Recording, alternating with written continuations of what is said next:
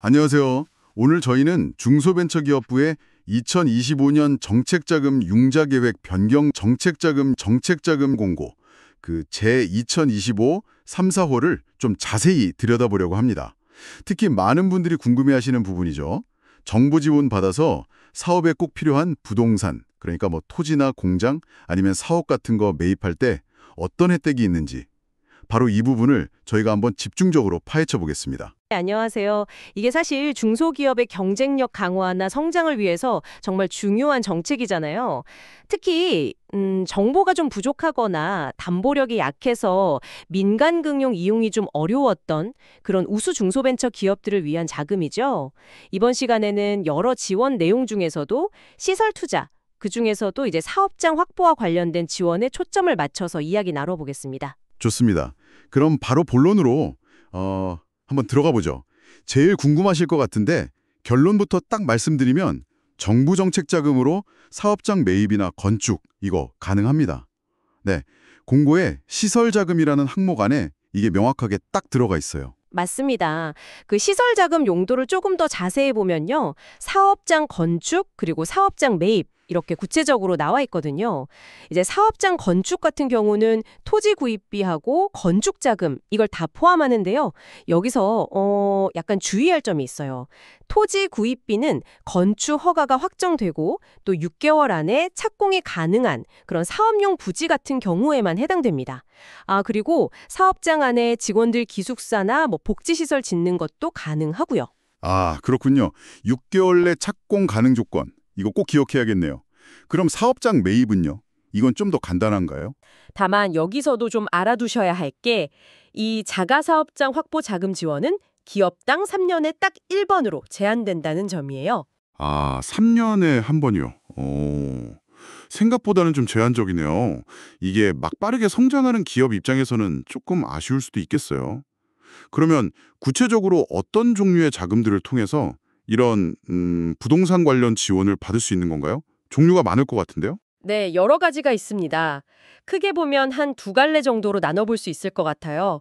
먼저 업력이 한 7년 미만인 초기 창업 기업들을 위한 창업 기반 지원 자금이 있고요. 또 업력 7년 이상 된 기업들의 성장을 돕는 혁신 성장 지원 자금 같은 이런 일반적인 성장 지원 자금들이 있어요. 이런 자금들은 시설 자금 용도로 쓰면 최대 60억 원까지, 그리고 기간도 꽤 길어요. 10년 장기 대출이 가능합니다. 거치 기간 포함해서요. 와, 60억 원이요? 네네. 상당한 규모네요. 그럼 다른 갈래는 뭔가요? 다른 하나는 이제 정부가 좀 특별히 키우려고 하는 그런 전략 분야 지원 자금들이에요. 예를 들면 기술 사업화를 위한 개발 기술 사업화 자금 같은 게 있고요.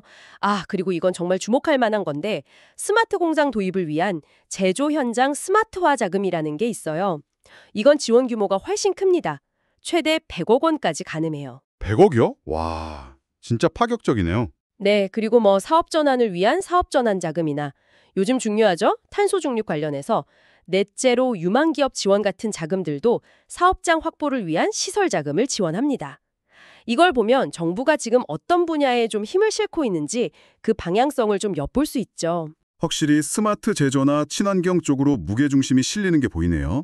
근데 아까 잠깐 말씀하셨는데 이게 모든 정책 자금이 다 부동산 매입이나 건축을 지원하는 건 아니라고요. 네, 정확합니다. 이 부분을 정말 잘 확인하셔야 해요. 무조건 다 되는 게 아니거든요. 예를 들어서 그 전환사채, CB나 신주인수권부 사채, BW 같은 방식으로 지원하는 성장 공유형 대출이라는 게 있어요. 이건 공고문에 딱 명시되어 있습니다. 사업장 건축이나 매입 용도로는 지원이 안 된다고요. 아, 네, 이런 자금들은 이제 기업이 어떤 지분 가치 상승을 좀 공유하는 데 목적이 있는 거지, 고정자산을 취득하는 거랑은 성격이 좀 다른 거죠. 또 수출 많이 하는 기업들을 위한 수출기업 글로벌화 자금, 이것도 마찬가지로 사업장 관련 시설 자금은 지원하지 않는다고 나와 있어요. 그렇군요. 그러니까 자금의 원래 목적이나 성격에 따라서 용도가 제한된다 이 말씀이시네요. 그럼 누가 이 자금들을 신청할 수 있는 건가요? 기본적인 자격 요건 같은 거요. 일단 기본적으로는 그 중소기업 기본법상의 중소기업이어야 하고요. 그리고 기술력이나 사업성은 좋은데 아까 말씀드린 것처럼 금융을 이용하기가 좀 어려운 기업들, 이런 기업들이 대상입니다. 정부에서는 특히 이제 고용을 많이 창출하거나 수출을 늘리거나 시설 투자를 하거나 또 혁신 성장 분야에 있는 기업들을 우선적으로 지원한다고 밝히고 있습니다. 신청은 그 중소벤처기업진흥공단, 보통 중진공이라고 부르죠. 거기 누리집 홈페이지 통해서 온라인으로 하시면 됩니다. 알겠습니다. 그럼 반대로 지원받기 좀 어려운 경우 이것도 명확히 알아야 실수를 안 할 텐데요. 어떤 경우들이 있죠? 된 기업이나 자산 규모가 아주 큰 우량 기업들은 기본적으로 대상이 아니고요. 당연하겠지만 세금을 체납 중이거나 신용정보원의 연체 기록 같은 게 있는 기업도 제한됩니다. 그리고 특히 좀 주의하실 점이 소상공인의 경우인데요. 원칙적으로는 정책자금 지원 제외 대상이지만 예외가 있어요. 만약 제조업을 하시거나 혁신 성장 분야에 해당된다면 예외적으로 지원 가능한 경우가 있으니까 이건 좀 확인이 필요합니다. 소상공인도 제조업 같은 경우는 예외가 있군요. 네.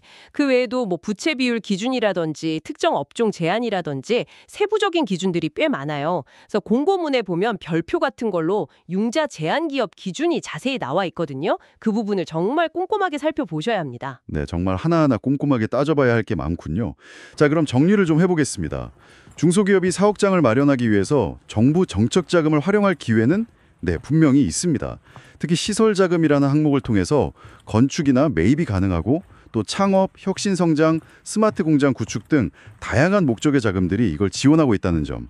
하지만 중요한 건 자금 종류마다 지원 가능 여부나 조건, 한도 이런 게 다 다르니까 우리 기업 상황과 필요에 딱 맞는 자금을 신중하게 고르고 세부 요건을 반드시 확인하는 것. 이게 핵심이겠습니다. 맞습니다. 그리고 여기서 한 걸음만 더 나아가서 생각해 볼 지점이 있는 것 같아요. 단순히 자금을 지원받아서 건물을 사고 땅을 사는 것을 넘어서요. 이 기회를 어떻게 우리 기업의 어떤 근본적인 경쟁력 강화로 연결할 것인가? 이 고민이 필요하다는 거죠.